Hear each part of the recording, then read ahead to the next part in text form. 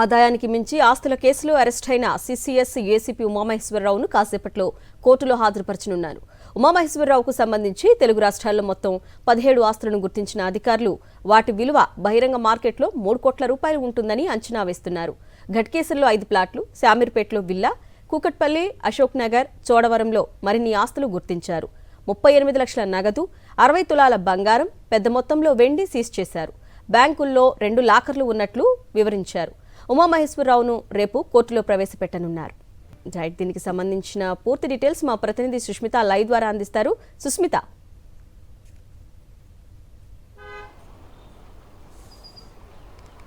ఎస్ఆర్న మనం చూస్తున్నాము. నిన్న ఏసీపీ ఉమామహేశ్వరరావుని ఏసీబీ అధికారులు నిన్న రాత్రి అరెస్ట్ చేశారు. అనంతరం కూడా హైదరాబాద్లోని ఏసీపీ హెడ్ క్వార్టర్స్ కూడా తరలించారు. అయితే మరి కాసేపట్లో ఏసీబీ కోర్టులో కూడా అధికారులు హాజరుపరచనున్నారు. ఆ తర్వాత రిమాండ్కి తరలించిన అనంతరం కూడా రేపు కస్టడీ పిటిషన్ వేసే అవకాశం అయితే కనిపిస్తుంది. ఏసీపీ ఉమామహేశ్వరరావుకు సంబంధించి చూసుకుంటే చాలా కీలక విషయాలు కూడా బయటపడుతూ ఉన్నాయి. అవినీతి ఆరోపణలు చాలా ఎదుర్కొంటూ చాలా ఫిర్యాదులు కూడా వచ్చాయని కూడా తెలుస్తుంది. ఒకవైపు ఏ పొజిషన్లో ఉన్నప్పుడు ఇన్స్పెక్టర్ నుంచి ఏసీపీగా ఎక్కడ వ్యవహరించినప్పటికీ కూడా తన చేతివాటం చూపించారనే ఆరోపణలు వినిపిస్తున్నాయి. చాలా మంది బాధితులు ఫిర్యాదులు ఇవ్వడంతో కూడా చాలా కొన్ని రోజులుగా ఏసీబీ అధికారులు ఒక నిఘా పెట్టి కూడా నిన్న ఏకకాలంలో 17 చోట్ల కూడా సోదాలు నిర్వహించారు. ఆ సమయంలో చాలా కీలక డాక్యుమెంట్లు కూడా బయటపడ్డాయి. చాలా 20 సంబంధించిన ల్యాండ్ డాక్యుమెంట్స్ బయటపడగా 38 లక్షల నగదు, అలాగే 60 తులాల బంగారం, వెండి ఆభరణాలు బయటపడ్డాయి. ఈ ల్యాండ్ విలువ అలాగే ఈ మొత్తం కూడా చూసుకుంటే బహిరంగ మార్కెట్లో దాదాపు 30 కోట్ల విలువ ఉండే అవకాశం అయితే కనిపిస్తుంది. ప్రస్తుతం అయితే 3 కోట్ల విలువ చేసే పత్రాలు దొరికాయని చెప్తున్నారు.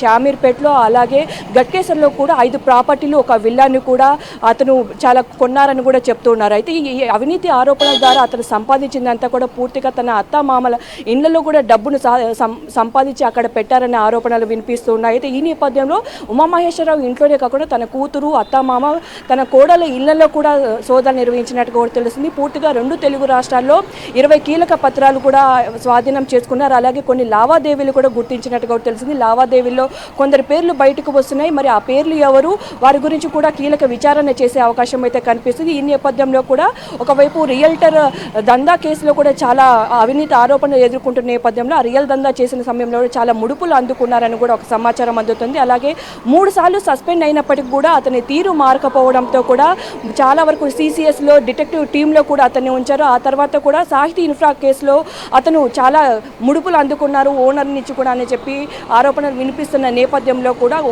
ఒక యజమాని నుంచి 5 కోట్ల రూపాయలు కూడా తీసుకున్నట్లు సమాచారం. అయితే ఈ నేపథ్యంలో కూడా ఎక్కడికెక్కడ ఎటువంటి సివిల్ కేసులు అయితే క్రిమినల్ కేసులుగా మార్చడం, ఎవరైనా బాధితులు వస్తే వాళ్ళని హేళన చేసి మాట్లాడే విధంగా కూడా అతని ప్రవర్తన ఉంటుందని కూడా ఒకవైపు అధికారులు చెప్తున్నారు. ఈ నేపథ్యంలో బాధితుల నుంచి పెద్ద మేర కూడా ఫిర్యాదులు రావడంతో కూడా ఏసీబీ అధికారులు నిన్న ఉన్నట్టుండి కూడా సోదాలు నిర్వహించారు. ఈ సమయంలో చాలా కీలక డాక్యుమెంట్స్ బయటపడడం, అంతేకాకుండా కొందరు పేర్లు రావడంతో కూడా ఈ విషయాలన్నీ కూడా రేపు కస్టడీలోకి తీసుకున్న తర్వాత పూర్తి విచారణ చేసే అవకాశం అయితే కనిపిస్తున్నారు.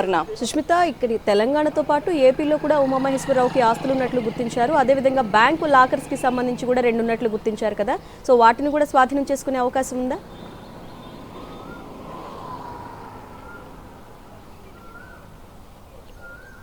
ఎస్ఆర్ఎన్ ఇప్పటికే చూసుకుంటే 2 తెలుగు రాష్ట్రాలు అటు అతన్ని భీమవరంగా కూడా చెప్తున్నారు. భీమవరం, విశాఖలో కూడా 2 ఇళ్లలో సోదాలు చేశారు. అలాగే సిసిఎస్లోని తన క్యాబిన్లో కూడా ఇప్పటికే సోదాలు నిర్వహించారు. అక్కడి నుంచి కూడా పూర్తిగా 20 పత్రాలు స్వాధీనం చేసుకునేట్టుగా కూడా ఇప్పటికే ఏసీపీ జేడీ అయితే తెలిపారు. అయితే ఇప్పటివరకు అందులో చాలా విలువ ఉంటుందని కూడా అధికారులు చెప్తున్న నేపథ్యంలో కూడా ఆ బహిరంగ మార్కెట్లో చాలా కొన్ని కోట్లు కూడా విలువ చేస్తుందని చెప్తున్నారు. అంతేకాకుండా బ్యాంకుల్లో కూడా 2 లాకర్లు గుర్తించారు. అతని సమక్షంలోనే అతన్ని తీసుకెళ్లి అక్కడ బ్యాంక్ లాకర్లను ఓపెన్ చేసే అవకాశం అయితే కనిపిస్తుంది. ఇప్పటి వరకు అతను ఎక్కువగా అతని హెల్ప్ఫుల్గా కూడా ఏసీబీ అధికారులకు పనిచేయడం లేదని కూడా తెలుస్తుంది. ఒకవైపు అతను సహకరించకపోవడంతో కూడా కొంచెం ఆలస్యం అయ్యే అవకాశం అయితే కనిపిస్తుంది. మరి రేపు కస్టడీకి తీసుకున్న తర్వాత బ్యాంక్ లాకర్స్ విషయం కూడా బయటపడే అవకాశం అయితే కనిపిస్తున్నారు. Right Sushmita, thank you.